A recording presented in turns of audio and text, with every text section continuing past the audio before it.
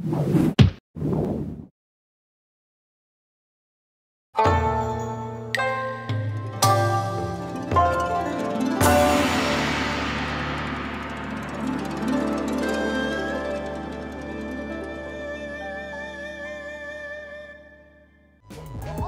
5h30 ce matin sur les quais, les équipages se sont rassemblés avant le deuxième départ de l'étape 4. Hier, la course avait dû être suspendue à cause de mauvaises conditions météo en mer de Chine. Cette décision a été approuvée par la majorité des skippers.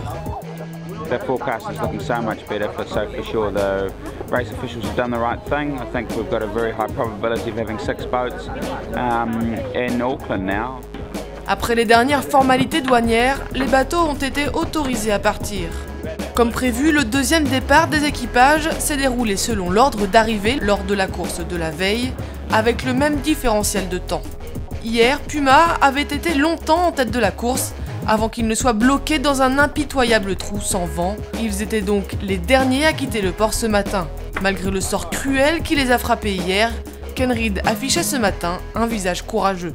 New day. You know, we just got to try to stay positive after a pretty humbling, probably ego-shattering experience yesterday, and yeah, we watched it. Hopefully, these guys drift around out here a little bit and wait for us. Maybe it's our turn this morning. 15 seconds.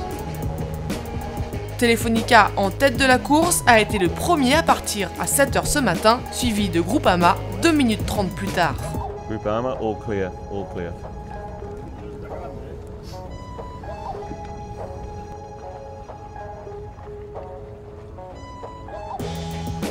Abu Dhabi est ensuite parti à son tour, il a rapidement rattrapé, puis dépassé l'équipage français. Pendant que Puma attendait le départ, Sanya et Camper prenaient eux aussi le large.